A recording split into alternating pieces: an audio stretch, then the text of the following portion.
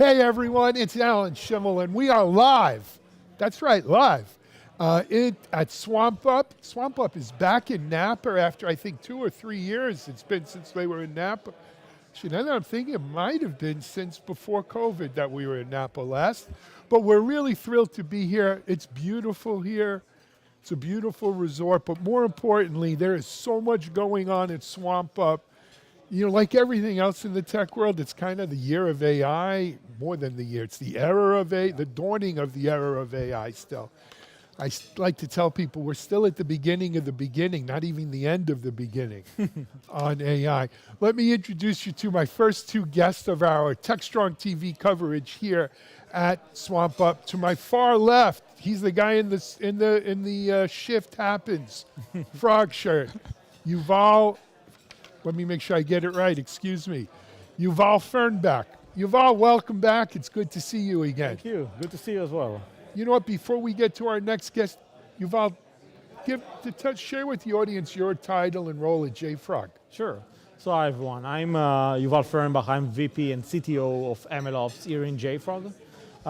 Actually joined JFrog a year ago as part of an acquisition of a company called Quack.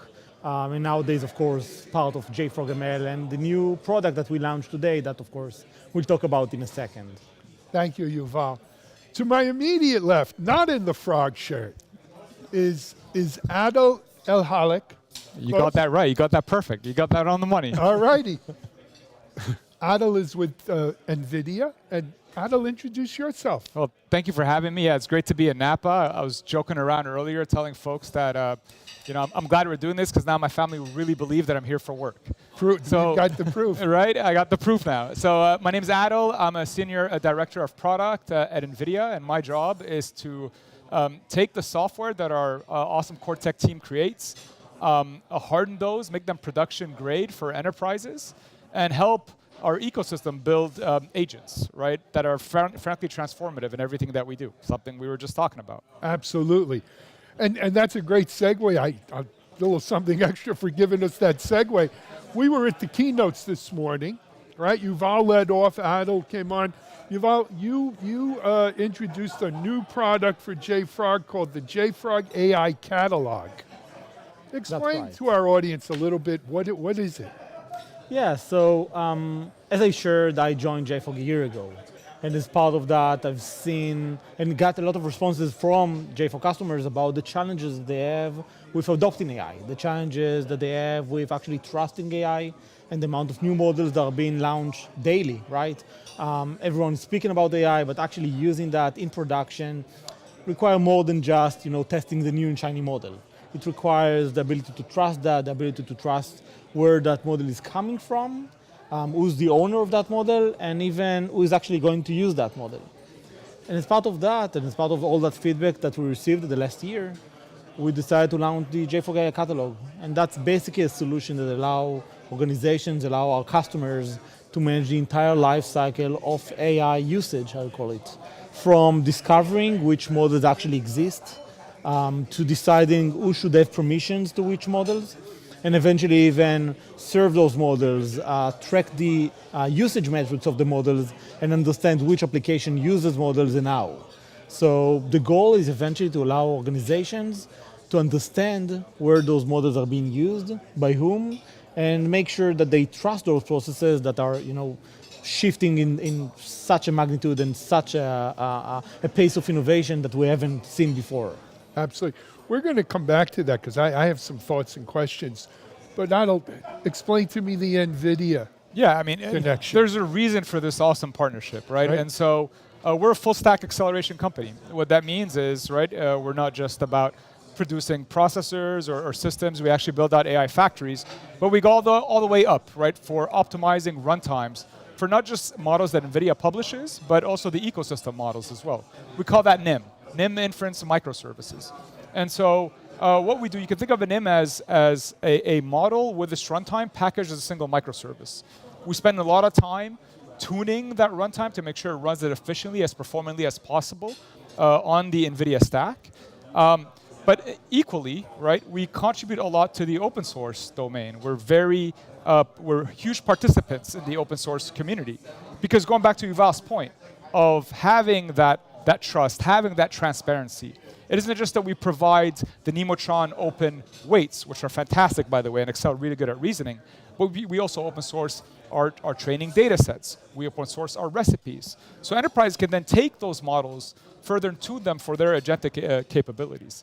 And so being the ones that provide the secure runtime and the open source of the models and the weights, and partnering with JFrog, which drives the services for having all that lineage, was just an amazing partnership.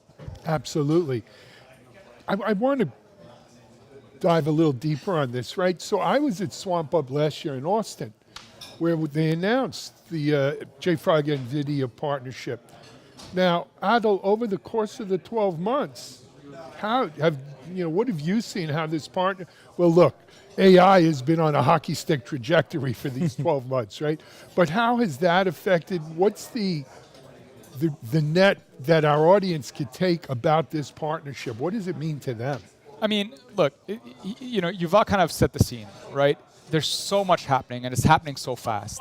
I joke around and tell people that at one point I think my kids thought I was a vet because I was talking about new animals every week, from llamas to mambas to, you name it, right? But it's awesome innovation that's happening in the ecosystem, right? So a couple of things that are I think critical. Number one is all this innovation that happens, right? Yes, you want to be experimenting a lot, et cetera, but when you have all this innovation that's happening, right, and you have all this open source, the potential for exploits grows significantly as well, right? And that's something we talked about earlier when we were on stage. And so having that transparency, understanding essentially what's part of your runtimes, where malicious code can be potentially implemented is super critical. So you want to be experimenting, but you also want to be careful and prudent when you're experimenting. And so that's why having a single source of truth, right, for your system of records, for all your artifacts is critical. And that's why that relationship's been awesome. And sorry, yeah, go. And I think the second point is, right, one of the first use cases we started using agentic AI was in actually defining the contextual analysis, doing the contextual analysis to understand whether a vulnerability can be exploited or not, right? And I think I really appreciate the partnership that we have with the JFrog platform, because that's something they take very seriously as well. Just because the CVE says it's got a high CVE score doesn't mean it's exploitable. There's a lot that goes in to be able to exploit that. And so we see eye to eye in terms of how we go about really going deep and understanding the potential for exploits and protecting our customer base. Absolutely. And by the way, this partnership didn't start because us and NVIDIA thought that we should work together. It started because the JFrog customers approached us, told us that they need to trust the source of the models, and downloading models from Hugging Face. By the way, I think that Hugging Face is an amazing hub for models, but it's not enough in many cases. And customers approached us and told us that they want to have a trusted source of models, and NVIDIA is one of those trusted sources. So a year ago, we partnered to make sure that the JFrog customers can actually get the NVIDIA NIM models directly from Artifactory and trust the origin of those models.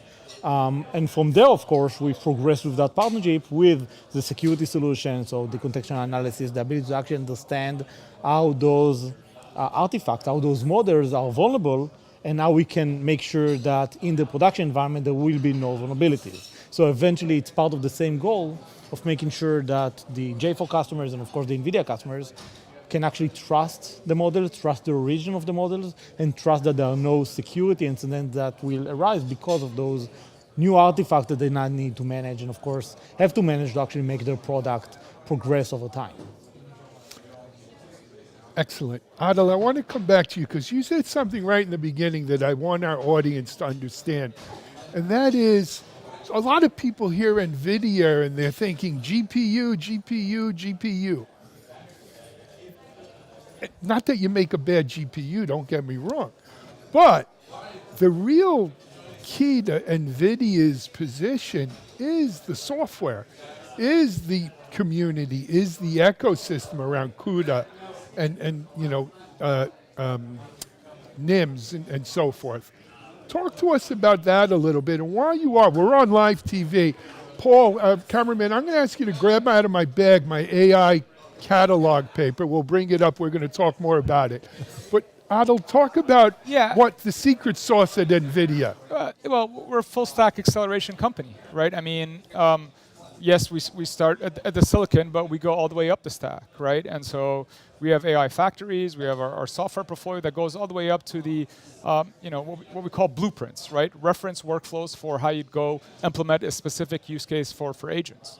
And you get the full benefits of NVIDIA when you take the full stack, right? Because we're able to optimize all the way down to stack.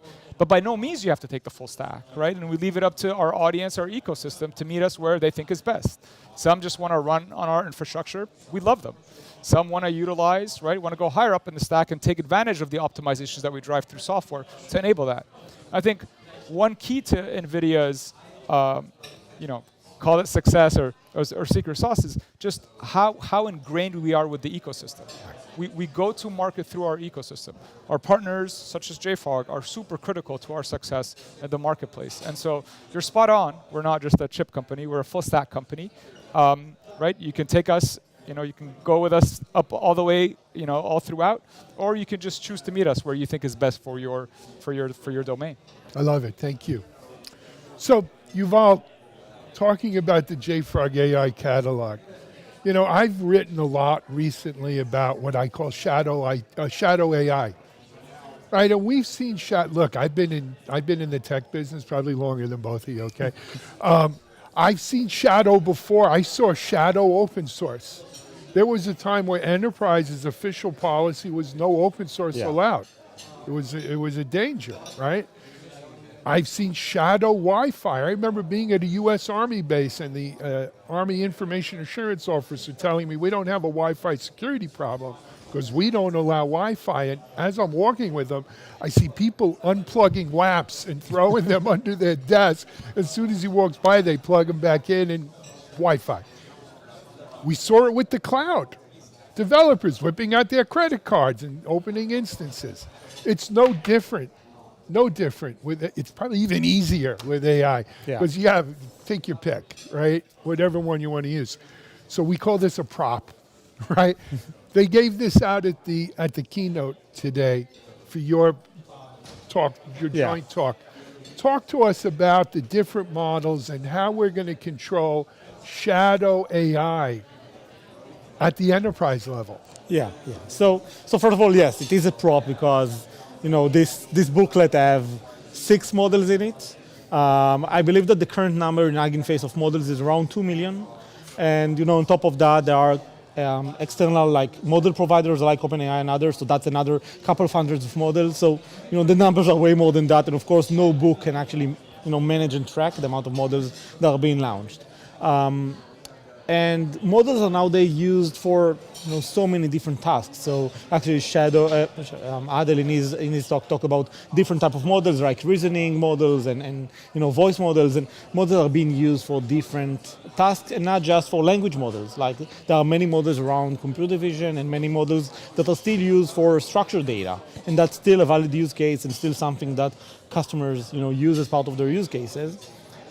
Eventually, the goal of the AI catalog is for organizations to have the visibility about those models, about where those models are being used and how. And on top of that, as part of our launch, we actually launched a new product that will be available in a couple of months called Shadow AI. Now, the issue with Shadow AI, or the problem with Shadow AI, is that in many cases, you don't even know that the model is actually hiding in one of your packages. It's possible that you downloaded a third-party Docker image. That Docker image that you use actually uses AI, and it's not something that you can just not know about, because nowadays even the regulators in many places, for example in the EU, actually force you to show that part of your product uses AI. It's something that you need to have visibility on. It's something that you need to be transparent on. So the goal of the Shadow AI product, that of course is connected to the JFrog AI catalog, is to just not just allow you with AI catalog to choose which models should be used, but also to have the visibility about where model is being used, but you are not really aware of. And if those models that are being used, for example, are malicious, or those models that are being used are actually not approved in your organization, you'll be able to actually block those from being used, or go through the process and approve those specific models. So the goal is about visibility and the ability to discover where AI is actually being used in your organization. Again, my experience is you don't want to stop people from using AI. Yeah. And quite frankly, stopping people from using AI is like trying to grab sand in your hand. The tighter you make it, the more it slips out between your fingers. What you want to do is just, okay, you're using AI, let us document it. Let's make sure it's safe, let's make sure it's secure, right? And that, because otherwise you're fighting a losing battle. NVIDIA has to see that as well, Adil. No, No, I mean, right? We're not definitely fighting AI, right? To your point, right? It's. I mean, there's plenty of productivity gains, new markets that it opens up. As I said, right? The only reason we're able to publish and maintain so many of these NIMs is because we're using agentic AI, right? Absolutely. But to your point, you do have to be cautious, especially with all this open source that's happening, all this innovation, et cetera. You want to create an environment that allows your developers to experiment. That is for sure. Right? You want to continue creating that experimentation, right? That you want to enable as well. But then when you're going into production, yes, you want to have the safeguards that are in place. You want to be able to have the observability, the tooling that is in place, right? I go back to the Nemotron models that we provide, right? Just being open source in terms of not just the model weights, but the data sets of what it was actually trained on, the recipes of how we got there, just to give the enterprises in the ecosystem that level of comfort, right, to know exactly what's going on, right, such that you always have that lineage. That's super critical. I don't think you can, on the contrary, right, like we're just on I think you called it the era, the right? beginning of the beginning. Right, and just imagine when physical AI comes into this world, right? Today we're talking about digital workforces, but very soon, right, we have these world foundation models where you're simulating and generating data to train these robots and these autonomous vehicles. Man, it's about to get exciting. It already is. It already is. But, that brings, both of you mentioned this, but you kind of ate at the edges. You didn't eat the middle, which is something else that they spoke about in the keynotes today. And I'm trying to remember the exact name. Was it AI Gov or AI Gov Ops something? It was DevGovOps. DevGovOps, excuse me. DevGov, because there's always something in the middle between Dev and Ops, whether it's SAC or whatever. DevGovOps. I learned a couple new ones today. Yeah. Sorry. Yeah. So, but that's really what we're talking about here. We need governance. We're not here deporting AI models, right? We're here talking about, you want to use AI, use the AI, but let's have some governance around it. Let's have some guardrails, some knowledge, right? And that's, to me, that's the enlightened way of doing this, right? We're not discouraging, use AI. I know, so Techstrong's part of Futurum. We have a policy now where we're encouraging all of our people, the cameramen, the editors, the writers, the marketing, the coders, use AI to your heart's content, experiment. We expect you to make some mistakes. That's okay. I'd rather you make mistakes trying something new than digging in your heels and saying, I don't want to use AI. Because if you don't use, I tell young people this who ask me all the time, you're not going to lose your job to AI. You're going to lose your job to someone who uses AI better than you. Right. That's right. Look, this is something we think about as well, right? And kind of now you're going above and beyond just serving a given model. You're talking about managing the life cycle of agents, if I may do that, right? Yep. And that pipeline, right? We have something called the Nemo platform for managing life cycles of agents, and that starts from data curation, creating additional data that is doesn't have the potential PII that you're not just collecting people's prompts, right? To then taking a model and adapting it for a specific domain. Then once you have that, right, and putting it as part of an agent, make sure you have the guardrails that are in place, right, such that it doesn't go ARI. Make sure you have the traceability so you can backtrack across the way. We have something called the Nemo Agent Toolkit that allows us to drive all that traceability, all that observability, all that profiling around. It's almost like onboarding a new employee. You have to teach them about your cultures and your norms at the company. You have to tell them the do's and don't do's, kind of like I'm doing in this interview, right? Right, and so it's exactly like onboarding a new employee and putting all those kind of managing it throughout this life cycle. And to your point, it first organizationally you have to. I love what you just said, right? Everybody's got to be experimenting, but then making sure that your enterprise is leveraging the likes of the Nemo microservices to manage that entire life cycle. I love it. Yuval, I'm going to give you the last word, and then we're going to wrap up. No, so actually going back to this DevGovOps term, and again, we talked about it today, and this is in a way the theme of this SwampUp, because automation is already around. We're seeing that as part of the development lifecycle. We're seeing it now as part of the DevSecOps lifecycle, and also around ML and AI adoption.